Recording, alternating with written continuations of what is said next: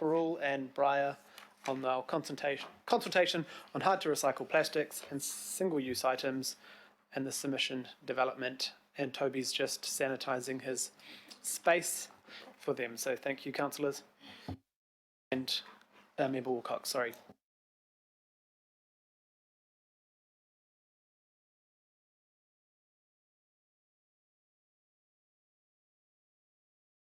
Cool. Thank you, Perul. Kia ora tātou. I do have Breyer Watts with me, who is the Senior Planning Advisor within the Waste team, and she is the author of the report and also leading the work on the submission. So we do have a short presentation to take you through some of the key aspects of the consultation document, and Breyer will take us through that. And in the end, there's a bit of a timeline in terms of how we're progressing.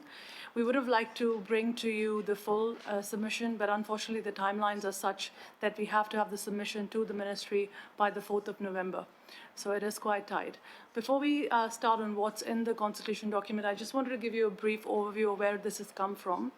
So last year, the Chief Science Advisor to the Prime Minister did a piece of work which actually looked at plastics in a natural environment.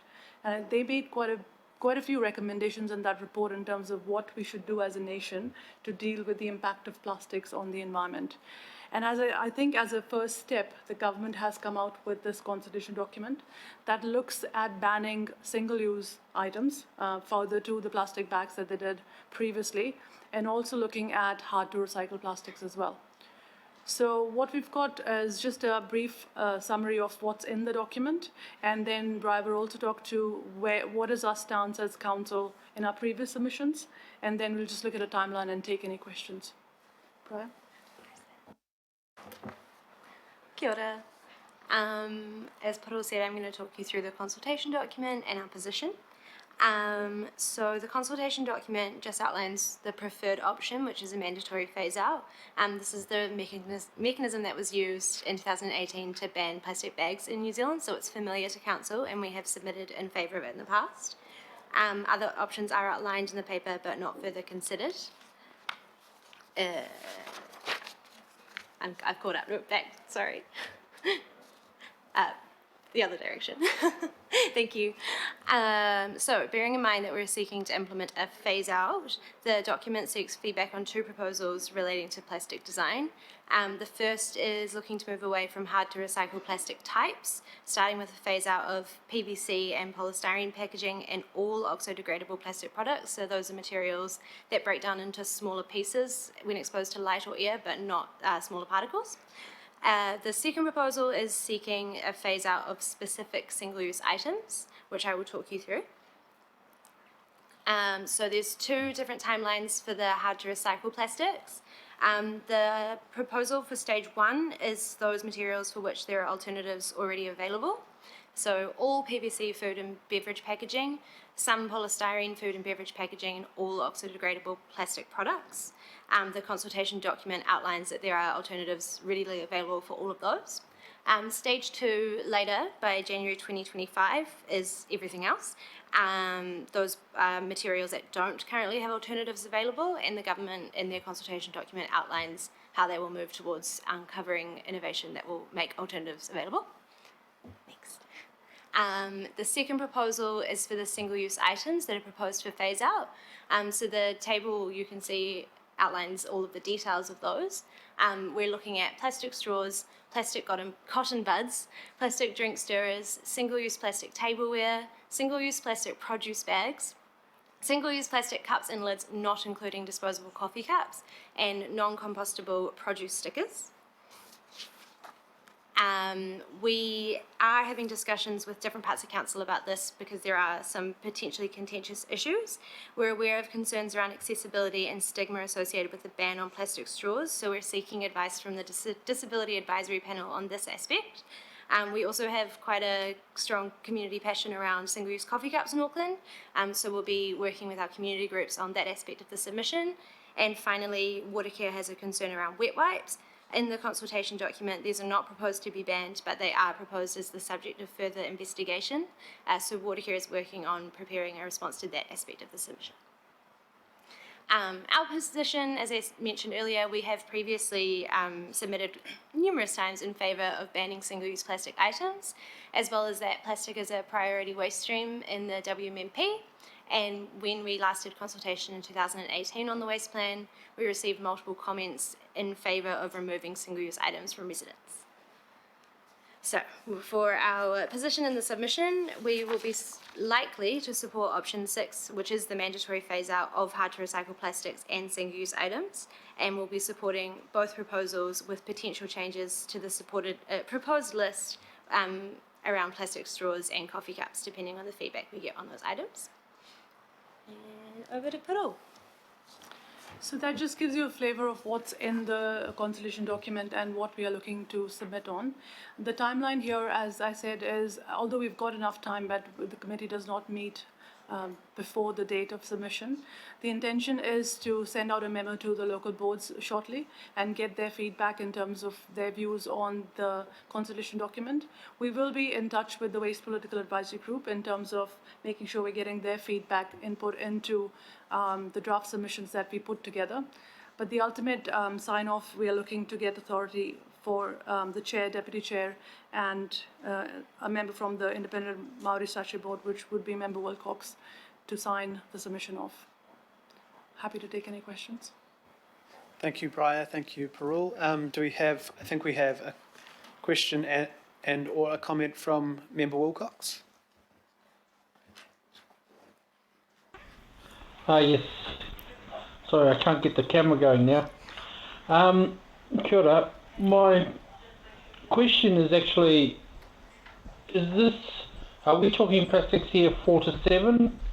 Again, the same stuff that was in that COP14 Basel Convention? Kia ora, Member Wilcox, yes, through the chair, yes, they are looking at those that were in the Basel Convention and going beyond to some of the single-use items as well.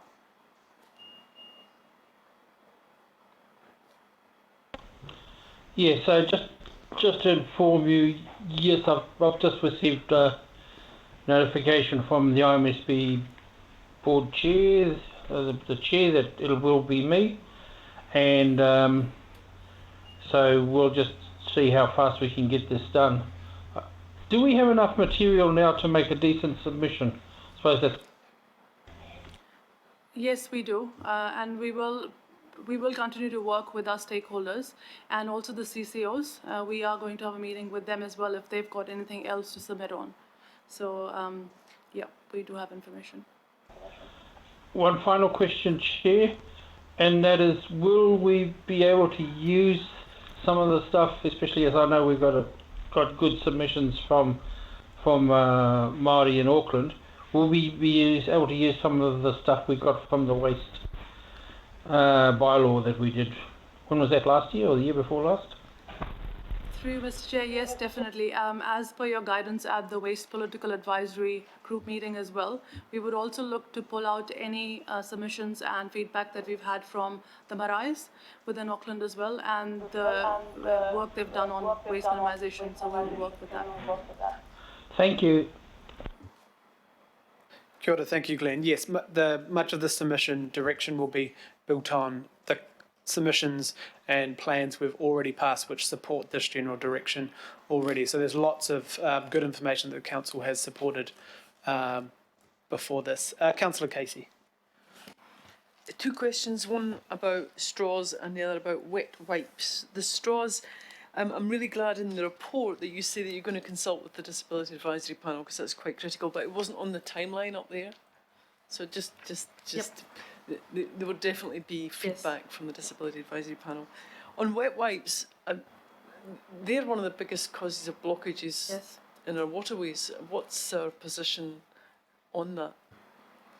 It wasn't clear. Yeah, so in terms of the consultation document, that is not an item that they have put forward, but we would be submitting in support of banning them as well.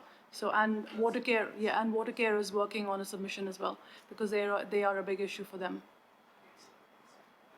Just want to ensure we have met with Watercare, the Food Council. I met with a whole lot of supermarkets and everyone else at the time around wet wipes. We wouldn't be looking to ban all wet wipes, are we? Because of the many people, parents, but also people in care homes and different things do use wet wipes. It's more around the naming of the Disposing it. flushable, Yep. but also, I guess, more education around that you can't flush any wet wipes. But there was some concern that it sounded like we were trying to ban all wet wipes. Is the distinction going to be in our submission around the suggestion they're flushable? It definitely has to be around that because it is the result of the impact that it does have on the system. So it is not banning all wet wipes that can be, as you said, used for other purposes. One's here as well, so yeah. On straws, the only options you're looking at are the ban or medical exemption. Is there anything else that we're looking at? We need to take guidance from the Disability Advisory Panel, but in the first instance, the medical exemption is part of the concern because of the stigma associated with the medical exemption.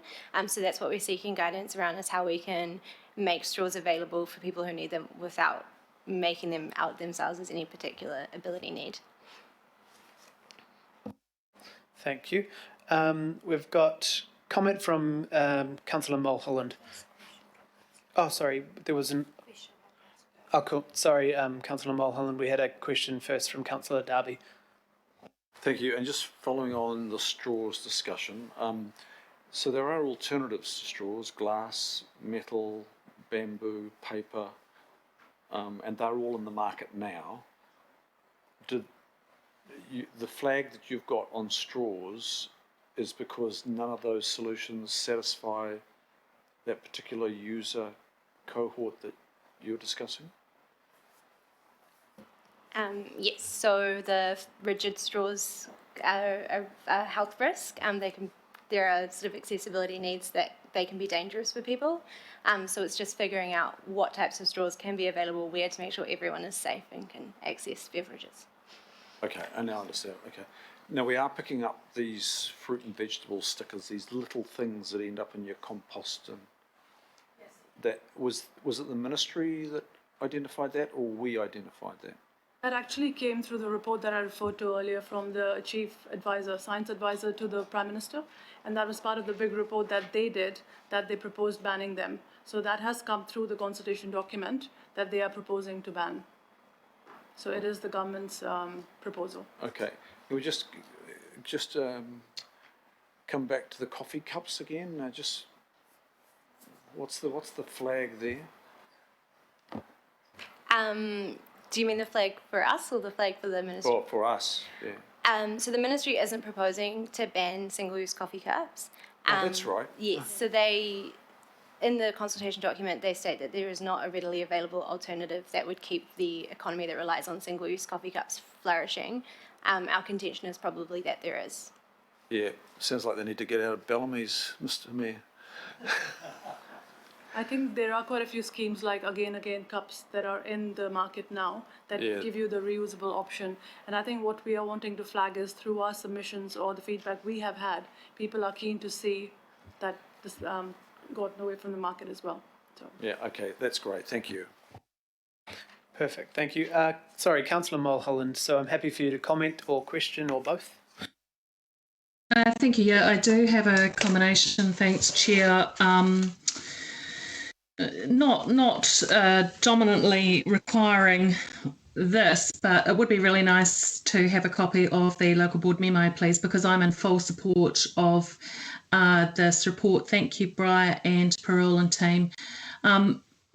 Councillor Casey actually did comment to the wet wipes, which is one of my concerns. Now, whilst I will always stand for health and wellbeing and safety of those with disability or medical and health needs, I do think that we do need to take a strong stand with regards to branding on the packaging. That absolutely need to be. I think that we have in the last 20 years changed so many ways that we live and try to make life easier, but I do think these wet wipes are a bit of a burden.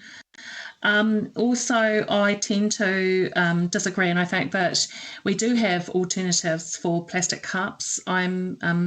Disposable cups. I think that we takeaway cups. I think that we can do better with that, and I do want us to consider over time an investigation into that. So I do support, Chair, this report. I think it's absolutely fabulous. I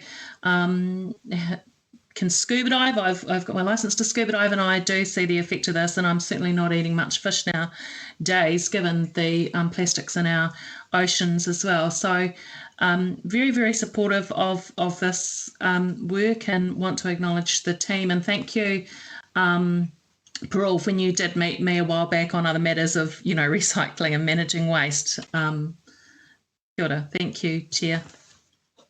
Kia ora. Thank you, Councillor Mulholland. Councillor Coombe. Deputy Thank you, Chair. Mr. Chair. Tēnā koroa. Thank you for bringing this work to us, and very keen to speak in support of us putting in a very strong submission supporting the ban on plastic, single-use plastics. And I just wanted to reflect, in supporting that, I just wanted to reflect on something that came through the working group. We had a really good meeting of the Waste Political Advisory Group, and it really showed the value of having that forum to bring together kind of almost all the people within council, elected representatives who really are passionate about zero waste and have got a lot of knowledge and expertise. And we had a really good discussion and reflected on a lot of the past of how we've got to what we're doing today. And just one comment that was made was from board member Luke Cole from the Aotea Great Barrier Local Board, and he has got some background. I think he did his master's on alternatives to plastic. So his reflection on this submission was that there is an alternative to absolutely everything that is made from plastic, and the industry has got those alternatives, and they would use them tomorrow with the right incentives. And there's often just a tiny fraction of difference in the cost, but they're not going to do it, and they're not going to lead the way, and so they have to be pushed and forced. And the only way we're going to just confront this terrible crisis of plastic pollution is if we actually take a really strong control over the use of single-use plastic. So I think he's absolutely right, and this is the only way forward. And so I'm really pleased that we already have a really strong kaupapa in this space, and I'm very happy to have that delegated, the finalising of this submission to be delegated to myself and the chair, and hopefully member Wilcox will be part of that discussion too, because we've worked together collaboratively now on a few submissions that has been very satisfying to see that through. So thank you. Just wanted to add that comment in support. Thank you very much. And we've got a question from Shane. Councillor Henderson, he would prefer to type instead of comment in case it doesn't work again, but he says, why don't we write to the Minister of Consumer Affairs branding guideline changes for branding of disposable wet wipes? It's an issue for the city and we can lead on it. We have had this discussion with the Minister for the Environment at least, but that's actually a good point going to Consumer Affairs. We all collectively managed to get Countdown to change the labelling of the shelving, but they didn't. The issue is the definition of flushability, which is actually a scientific definition that many of the wet wipes businesses who we met with disagree with. So there has to be I think it's turgibility or something.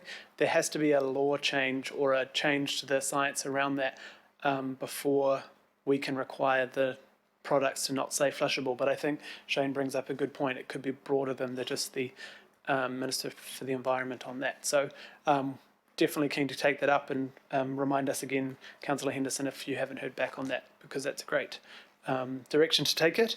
One last short comment from Councillor Darby, yes.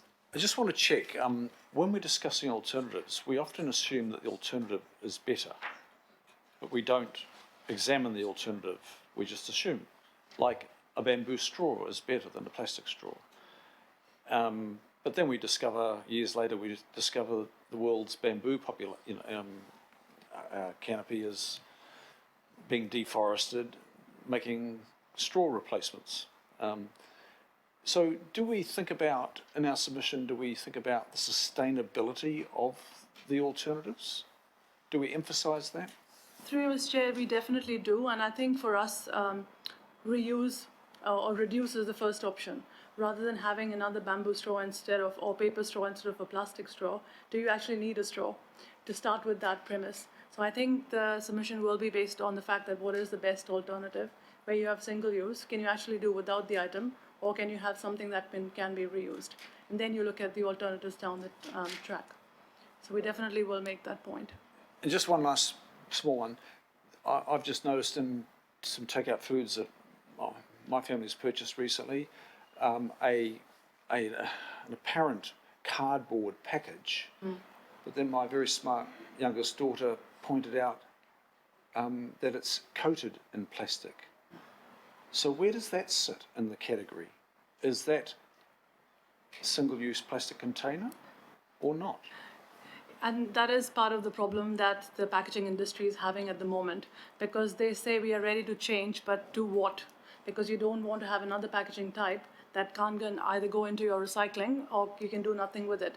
And we had an example for a honey manufacturer who's actually changed from a plastic type, which is easily recyclable and good value, to a packaging type which you're talking about, which is cardboard with plastic lining inside.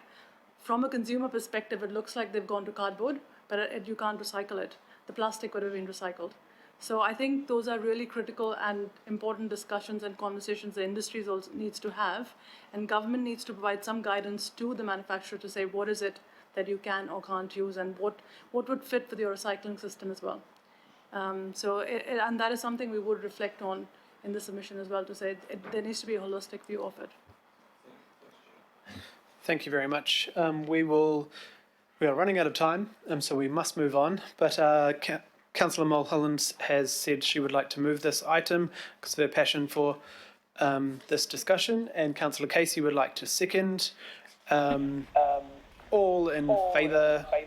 Mr. Chair, before you go, it's meant to be me at the Independent Maori Statutory Board, but that's okay.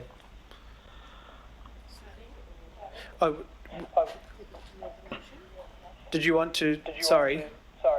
You are. Yeah. I said. Oh, yeah, right, I said sorry. I get what you're in saying. my comments that it will be me. I've received notification from the chair. So we will change out a member of the Independent Māori Statutory Board, and we'll put in member Glenn Wilcox. Sorry about that. That was my fault. Sorry, Glenn. Thank you for that.